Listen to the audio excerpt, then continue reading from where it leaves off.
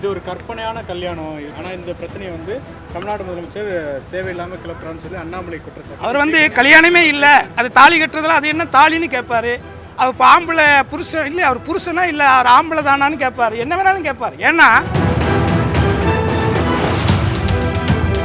திருடனை பிடிக்கிறதுக்கு தான் போலீஸ். கட்சிகளை பொறுப்பு கொடுக்குறாருன்னா அவர் என்ன போலீஸ்? அவர் திருட்டு போலீஸா தான் இருக்க முடியும். அதில் உங்களுடைய நிலைப்பாடு என்ன? நீங்கள் என்ன பேசியிருக்கீங்க?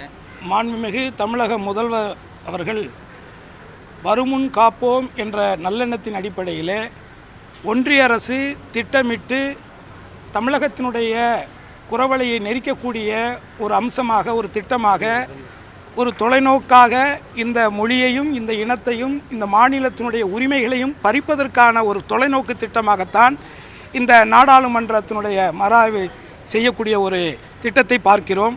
இதிலே கலந்து கொண்ட அத்தனை கட்சி தலைவர்களுமே முதலமைச்சர் அவர்கள் எடுத்திருக்கக்கூடிய அவர் இன்றைக்கு அறிவித்த அந்த தீர்மானங்களை எல்லாம் முழு மனதோடு வரவேற்றிருக்கிறார்கள்.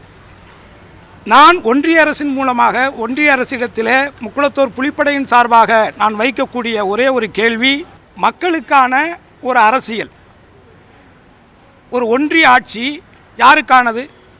மக்களுக்கானது. அந்த மக்களுடைய மொழிக்கானது, அந்த மொழி பேசுகின்ற மக்களுடைய நிலத்திற்கானது, அந்த நிலத்திலே வாழக்கூடிய மக்களுடைய உரிமைகளுக்கானது.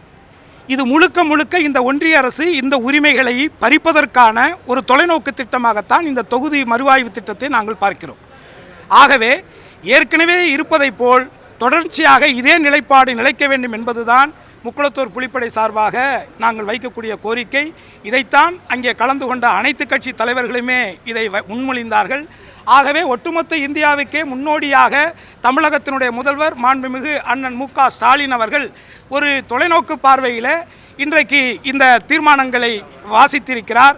ஆகவே இது நிச்சயமாக தமிழகம் மட்டுமல்ல, தென் மாநிலங்கள் மட்டுமல்ல, ஒட்டுமொத்த இந்தியா முழுவதுமே இது பரவும் என்பதுதான் என்னுடைய நம்பிக்கை. இது ஒரு கற்பனையான கல்யாணம், இப்படி மாப்பிள்ளை இல்லை பொண்ணு இல்லை, ஆனால் இந்த பிரச்சனையை வந்து தமிழ்நாடு முதலமைச்சர் தேவையில்லாமல் கிளப்புறான்னு சொல்லி அண்ணாமலை குற்றச்சாட்டு. அவர் கல்யாணமே இல்லைன்னு சொல்லுவார்.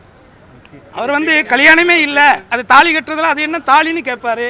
அவர் இப்போ ஆம்பளை புருஷன் இல்லை, அவர் புருஷனா இல்லை, அவர் ஆம்பளை தானான்னு கேட்பார். என்ன வேணாலும் கேட்பார். ஏன்னா அவர் வந்து திட்டமிட்டு அந்த ஒன்றிய அரசு, குறிப்பாக அவருடைய பிஜேபியினுடைய தலைவர்கள் தலைமையிலே சொல்லக்கூடிய அந்த சதி திட்டங்களை அவர் பிறந்த இந்த மண்ணுக்கும் அவர் பேசுகின்ற இந்த தாய்மொழிக்கும் அவர் தொடர்ச்சியாகவே துரோகம் செய்து கொண்டிருக்கிறார்.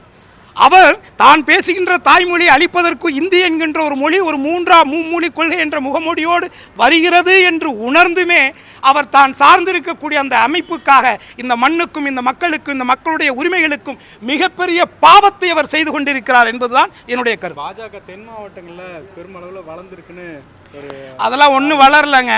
எதுவும் என்ன வளர்ந்துருக்கு? 10 காருக்கு 20 கார் ஆகிருக்கும், 20 கார் 40 கார் ஆகிருக்கும். இருக்கிறவங்களாம் யாருன்னு பாருங்க, மேக்சிமம் அக்யூஸ்டுங்க தான் இருக்காங்க வழக்குகள். ஆமாம், அதில் இருக்கக்கூடியவர்கள் மேக்சிமம் குற்ற பின்னணியில் இருக்கக்கூடியவர்கள் தானே பொறுப்பே கொடுக்குறாரு அண்ணாமலை அவர்கள். தலைவர் போலீஸ் தானே சார், தலைவர் போலீஸாக இருந்தாலும் போலீஸ் செய்கிற காரியம் அது. எந்த ஊரில் எந்த போலீஸ் திருடனை பிடிக்கிறதுக்கு தான் போலீஸ். ஆனால் திருடனை உருவாக்குறதுக்கு எப்படி பேர்? அவருக்கு என்ன பேர்? அவரை எப்படி நீங்கள் போலீஸ்ன்னு சொல்லுவீங்க?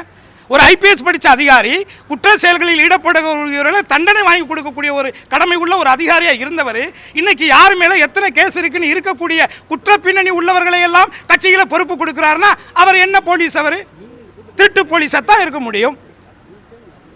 நன்றி.